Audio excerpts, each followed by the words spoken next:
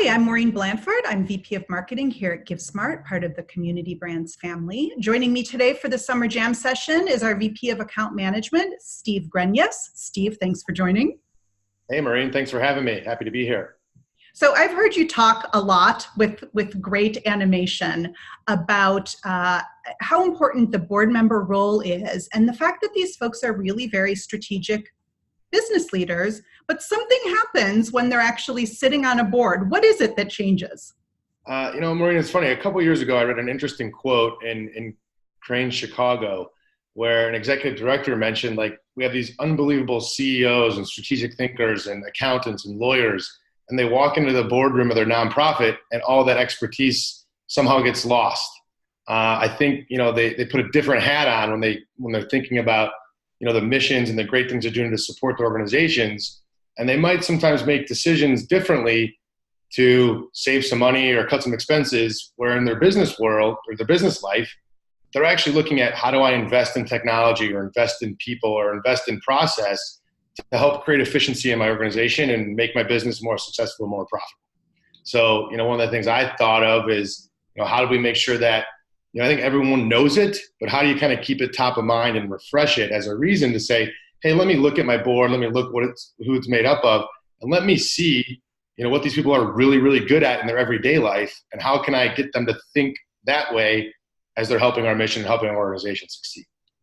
And you see a lot of gala planners as well, probably if they're looking to add to what their organization is doing, that they might have some fear in approaching the board, right? Because the board might be overly price sensitive. How do you recommend that they kind of switch that up? I mean, I think the thing to remember is people that are helping your organization, that are volunteering to be on your board or seeking you out, they're doing it because they want to help. They're passionate about your mission. They have a personal connection. They're really looking to do more than just get a couple foursomes sold or sponsor a few tables. They really want to help the organization succeed and further what you're trying to do. So I think the important thing to do is don't hesitate to ask them what they're interested in. What is it that you'd like to help the organization with?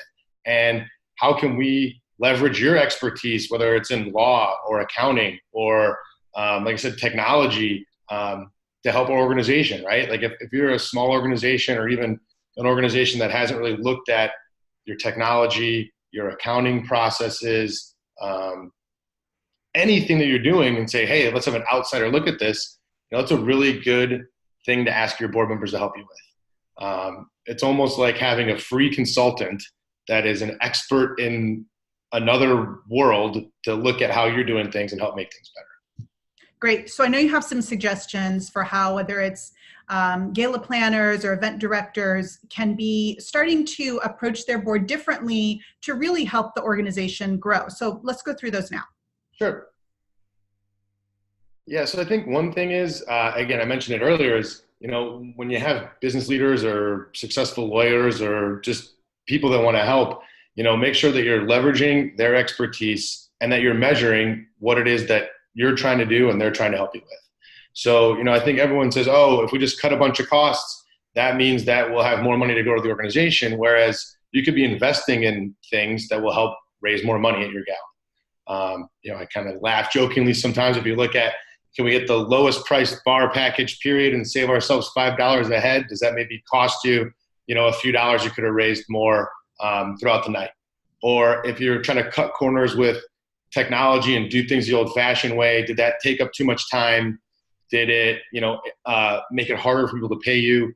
So there's a lot of things that you can do to measure ROI beyond just, did we raise more money, but also, did we save more time? Were we spending more time with our donors? Were we more engaged with the people in the room because we had all this extra time savings? In our world, it's, hey, I saved time putting together my silent auction or my registrations or collecting payments. That's more time that you have at your event to engage with your donors, maybe spend more time on your mission moment, or really pulling at the heartstrings of the people in the room so that they're more committed to your organization and donating more money. And then obviously, if you can save money in certain areas, do you just save it and say, oh, we put an extra $1,000 into the coffers, or did you find a place that you could spend that extra $1,000 somewhere else and turn that into $5,000, right?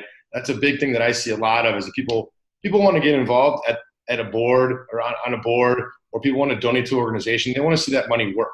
So these business leaders, they're thinking about, if I put in $1,000, can I turn that into 5? What's my return going to be on my investment, whether it's my time or my money? But make sure that you're basically using your dollars wisely, not just saving all your pennies to, make a little impact. I think the thing to think about, the question to think about there is, am I cutting expenses in the right places, or am I just cutting expenses to save money and not actually investing in my future? That's like the main question I think there is, save in the right places and spend in other places that it can grow. And then last but not least, I put this on there as a reminder. I said earlier, I think a lot of people, it's one of those things, it's the right thing to do. You know that you should be asking for help, but don't hesitate. Like, people wouldn't sign up to join your board or, sponsor your organization if they didn't truly care about what you're trying to do and wanting to make a difference towards your mission and whatever you're trying to do. So, I think sometimes people get hesitant because they think they're maybe putting a board member out, or, the work that you're doing, not to say that it's not important, but in their life, it's not their business life. So it's like secondary to them. And I think, again, people are volunteering their time, which is probably the most valuable thing to them, and they want it used wisely. They don't want to just sit on some phone calls and hear how things are going. They want to actually participate, leverage their networks, leverage their, their sort of skill sets to help your organization succeed. So that's my last tip, which again is just a reminder. I think everyone knows it, but it's don't hesitate. It's one of the things that I see a lot in our day-to-day is people don't necessarily want to ask for help. Whether they're embarrassed, afraid, nervous, but people are there, and they're there to help you and help your mission and help your cause. So, don't hesitate to ask for help. Like I said, if you have a lawyer in your board, like, he can probably help you out in a lot of other ways other than getting a table for 10. Accountants, all those folks, right? So, I think the other thing too is these people have vast personal networks. So 100%. Just how in business we're always taught to ask for a referral. Don't hesitate to ask them if there's other people that they think can help the organization too, to bring other board members, or at least, get people started off as donors and contributors to the organization from their personal network. That's a big help as well. Fabulous.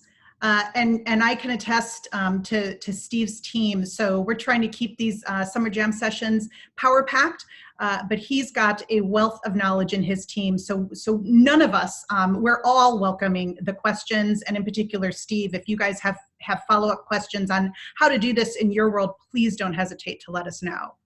Yep. Yeah. Thanks, Maria. I think that's, from our group and our account management group, we're willing to help anybody and everybody. We just don't know what everyone needs. So ask us, reach out, and that's what we're here for, is to help make your organization better and help everyone fulfill their mission. Steve, thanks so much for joining today. Those were great tips. All right. Thanks, Maureen. All right. And everyone, thanks for joining, and we'll see you soon.